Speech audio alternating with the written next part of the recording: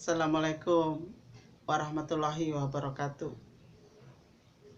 Berita terupdate diskusi hukum kebangsaan dan Indonesia.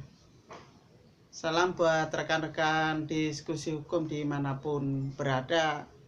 Mudah-mudahan kebaikan, rahmat, dan ridha Allah masih selalu bersama kita semua.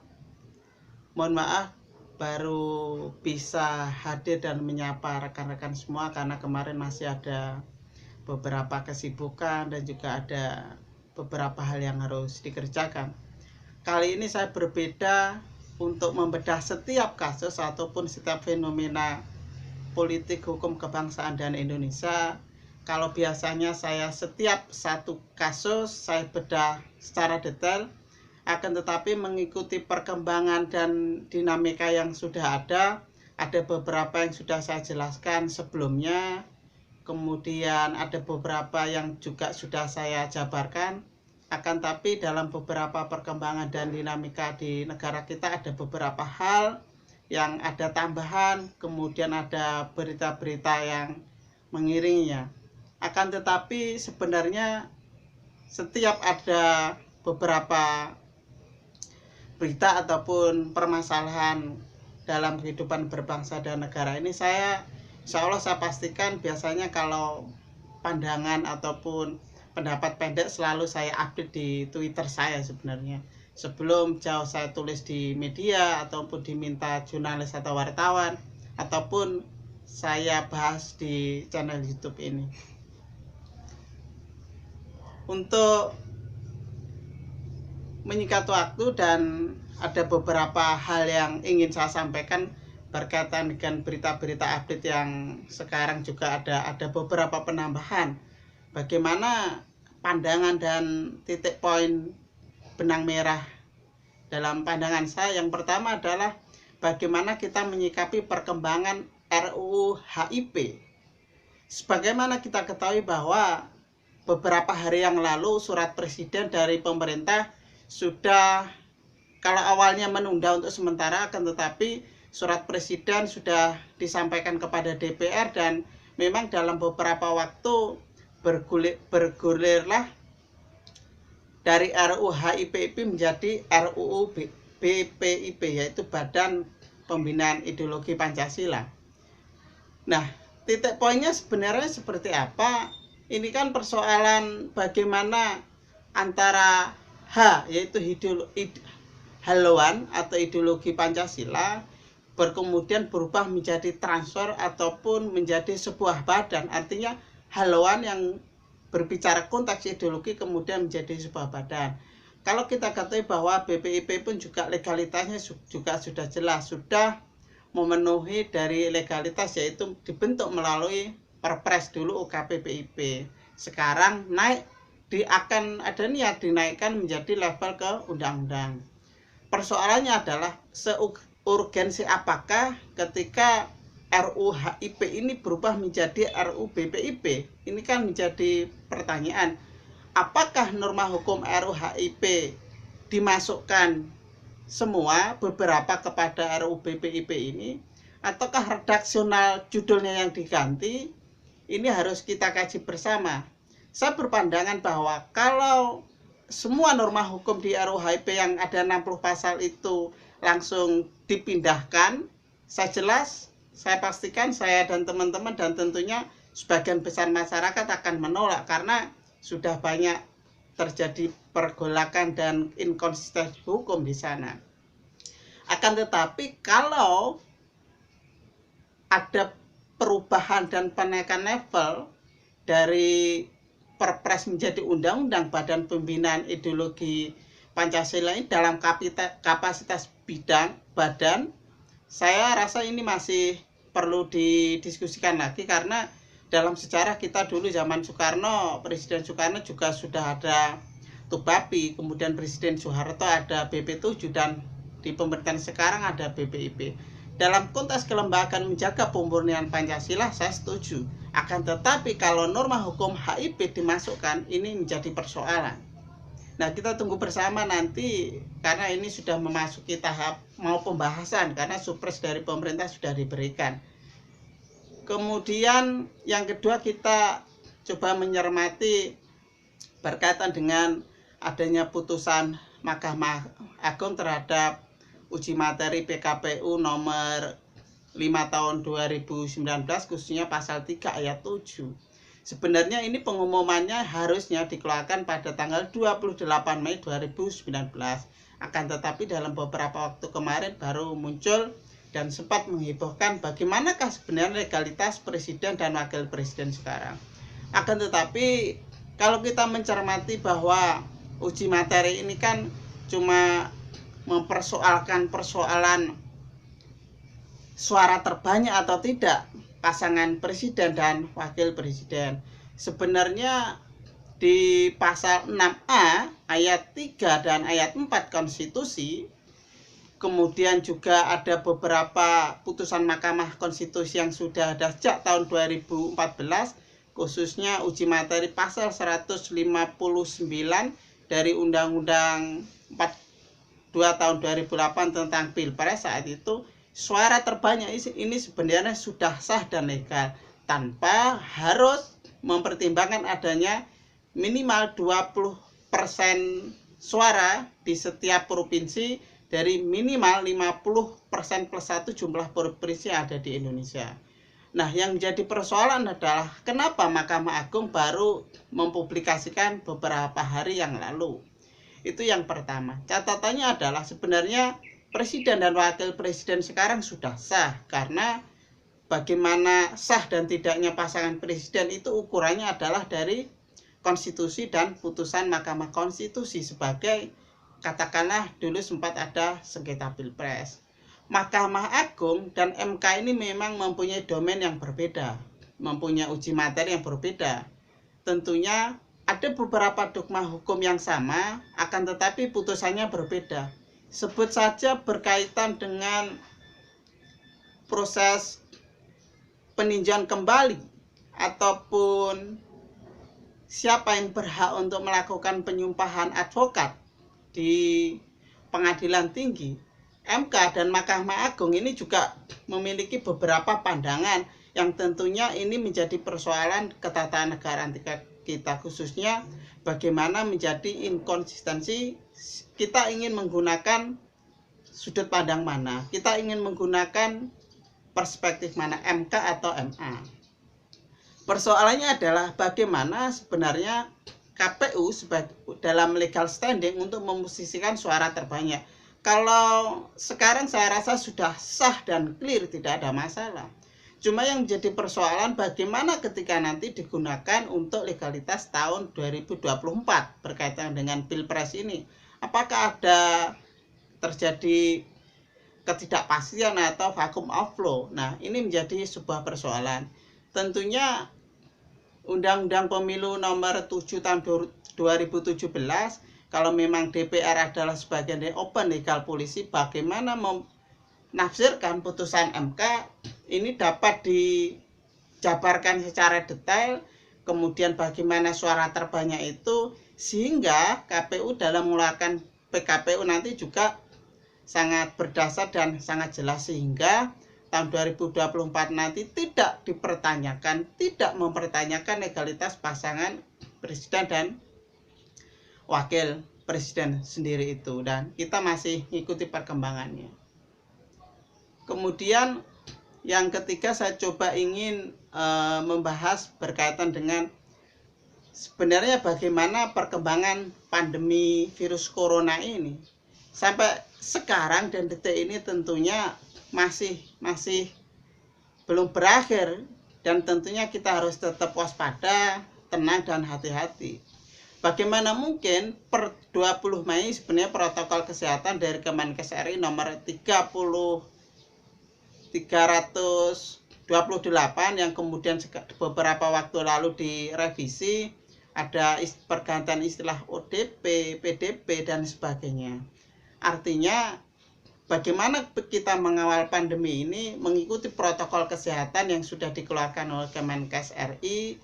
Kemudian coba kita di sisi lain SK ataupun maklumat Kapolri berkaitan dengan berkumpul ataupun kumpul-kumpul di keramaian juga sudah dicabut. Artinya memang kita ketahui terkadang tidak terkendali kalau masing-masing pribadi tidak menjaga diri. Dan kita ketahui kenaikan akan terus. Dan yang sangat ironi adalah ketika dalam beberapa hal ada pihak atau oknum mafia di beberapa rumah sakit tentunya yang ini dijadikan sebuah ladang bisnis, seolah-olah pasien dinaikkan, kemudian sampai ada yang meninggal. Ini kan harus bagi penegak hukum khususnya pemerintah harus tegas untuk mengawasi ini, apalagi berkaitan dengan rapid test. Saya tidak sepakat dan idealnya rapid test pembiayaan yang sampai 150.000 per surat rapid test ini saya rasa dihapus saja. Kenapa saya katakan seperti itu? Karena ini bisa dijadikan ladang bisnis atau komersialisasi untuk pihak-pihak yang tidak bertanggung jawab. Sehingga proses pandemi ini kan memang menjadi keresahan kita bersama. Jangan sampai ada beberapa hal yang memanfaatkan ataupun menunggangi situasi dan kondisi yang serba tidak menentu ini. Kemudian yang keempat, saya coba mengupas berkaitan dengan kemarin adanya tertangkapnya ataupun buronan koruptor Joko Chandra. Sangat ironis sekarang Joko Chandra ini bisa lepas, bisa lolos dari 4 pintu. Bisa dibayangkan. Yang pertama adalah bagaimana lolos dari Kemenkumham berkaitan dengan paspor. Kemudian dari Kemendagri berkaitan dengan Dukcapil, pembuatan KTP. Kemudian yang ketiga adalah Kejaksaan Agung. Di sana berkaitan dengan red notice yang dari Interpol sudah terhapus. Siapa yang menghapusnya? Kemudian yang keempat adalah ternyata dari pihak PPNS di Polri sendiri pun juga membuat 2 surat jalan bagi Joko Chandra ini. Saya rasa bukan persoalan saja berkaitan dengan persoalan Joko Chandra berkaitan dengan buronan koruptor, akan tetapi ini menjadi potret bahwa betapa masih buramnya potret penegakan hukum di negeri dan masih mudah untuk ditembus oleh oknum yang memiliki jaringan kekuasaan, yang memiliki uang di sana. Bisa dibayangkan ini betapa ngerinya. Cuma kemarin juga ada beberapa hal yang bisa kita syukuri. Ada beberapa buronan dari bank yang sudah diekstradisi ke Indonesia, walaupun persoalan ekstradisi ini sendiri kan dalam beberapa negara tidak ada ikatan dengan Indonesia. Akan tetapi kalau ada kepentingan politik kemudian ada barter hal lain, silahkan saja. Kemarin sempat sudah ditangkap. Kemudian lalu bagaimana Presiden ketika ingin membentuk buronan koruptor? Saya rasa ini tidak relevan untuk membentuk sebuah tim buronan koruptor. Saya rasa fungsikan saja KPK di sana. Buat apa KPK? Apakah ini tujuan untuk penggembosan KPK yang kemarin berkaitan dengan revisi Undang-Undang KPK yang sudah disahkan? Saya rasa tidak perlu untuk membentuk tim pemburu koruptor ini sendiri. Fungsikan saja penegak hukum di sana, kemudian dimaksimalkan tugas dan wewenangnya, dan kemudian pengawasannya juga harus jelas, sehingga memang buronan koruptor ini juga menjadi beberapa hal tugas yang berat tentunya. Sebut saja yang masih belum terdeteksi Harun Masiku. Harun Masiku ini kan juga menjadi persoalan, apakah indikasi red notice kemudian Interpol yang sudah dihidupkan atau belum, kemudian proses pengejarannya sampai seperti apa. Ini kan menjadi persoalan bersama. Sekali lagi saya rasa 4 pintu dari jebolnya sistem hukum itu harus ditanggulangi berkaitan dengan kasus Joko Chandra ini. Saya berharap dalam beberapa waktu bisa tertangkap entah di mana, dan lembaga penegak hukum juga harus bersinergi dengan antara satu dengan yang lain. Kemudian yang kelima, saya ingin coba membahas berkaitan dengan kemarin data pribadi atau kependudukan yang bocor. Sebenarnya berkaitan dengan data pribadi dari penduduk ini tidak bisa dipungkiri, sebut saja dari Telkomsel, terus kemudian Tokopedia. Ada beberapa hal, ada beberapa kasus yang memang data pribadi, data kependudukan ini memang tiba-tiba bocor ke publik. Persoalannya bukan personalnya siapa bagi saya, bukan persoalannya seperti apa, akan tetapi warga negara wajib memberikan keamanan data terhadap warga penduduknya. Ini kan sangat bahaya. Bagaimana identitas KTP masing-masing warga negara, tempatnya di mana, kemudian keluarganya siapa, bisa dilacak, dan bahkan kalau digunakan untuk pihak-pihak tertentu ini sangat tidak baik. Bagaimana sebenarnya jaminan konstitusi pun di pasal 28D ayat 1, di sana kan harus ada perlindungan, jaminan, dan juga kepastian hukum di sana. Bagaimana untuk melindungi warga negara.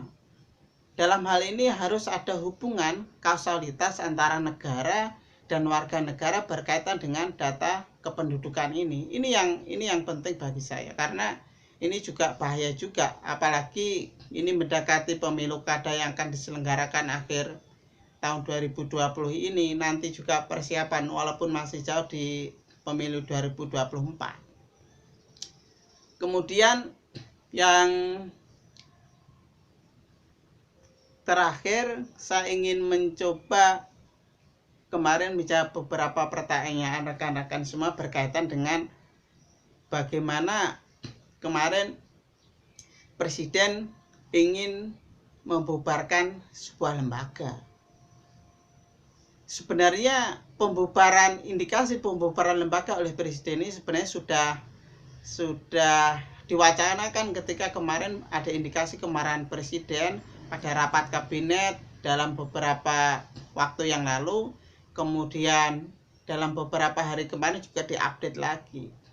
Sebenarnya berkaitan dengan lembaga negara yang dibubarkan, berhak seperti apa dan kewenangannya seperti apa, ini sebenarnya kita dapat menurutnya dari beberapa tolak ukur. Lembaga negara ada yang lahir dari Undang-Undang Dasar, dari Undang-Undang, kemudian dari peraturan pemerintah, dan juga dari peraturan Presiden. Undang-undang yang lahir dari Undang-Undang Dasar ataupun Undang-Undang jelas Presiden tidak mempunyai kewenangan di sana, khususnya yang berkaitan dengan yang lahir dari undang-undang, karena sifat atribusinya di sana kalau sampai Presiden terlalu jauh mengintervensi bisa terjadi abuse of power di sana. Sebenarnya bisa saja kalau Presiden mengeluarkan Perpu untuk pembubaran beberapa lembaga negara, beberapa yang sifatnya komisi sampiran, sebenarnya bisa, akan tapi ini kan persoalan legalitas. Sebagaimana kita ketahui bahwa ada sekitar 18 lembaga yang sudah dikaji oleh pemerintah melalui Kemenpan RB akan dibubarkan. Kemudian yang lahir dari peraturan pemerintah dan Perpres inilah yang menjadi sebenarnya kewenangan Presiden untuk bisa membubarkan atau tidak. Persoalannya adalah apakah ukuran Presiden untuk membubarkan? Apakah gara-gara anggarannya yang minim tidak bisa melakukan pembiayaan terhadap lembaga, ataukah memang urgensi ada barter politik mengingat ada reshuffle kabinet, ataukah terjadinya ada beberapa overlapping dengan kementerian sehingga lembaga ini akan dibubarkan. Kalau beberapa persoalan dalam tolak ukur ini bisa bertanggungjawabkan secara rasional, khususnya secara legalitas, silakan saja dibubarkan, tetapi pertanggungjawaban publik bagaimana legalitasnya, legal opininya, dan legal reasonnya harus jelas di sana. Pembubaran lembaga ini tidak boleh asal-asalan, pun juga tidak boleh karena ada hal tertentu, karena ini memang urgensitas. Bagaimana misalkan terjadi overlapping ini masih bisa dimaklumi tentunya. Kemudian berkaitan dengan kelembagaan negara ini masih dikaji bersama, nanti kita hasilnya seperti apa. Demikian rekan-rekan diskusi hukum yang sudah bisa saya sampaikan. Ada beberapa hal yang memang sudah kemarin sering saya bahas, kemudian ada beberapa yang ini bisa disambung lagi. Beda jangan ngambekan, beda jangan baperan, berbeda karena kita saudara, berbeda karena kita Indonesia. Kita sama-sama belajar bareng. Mudah-mudahan bermanfaat. Assalamualaikum warahmatullahi wabarakatuh.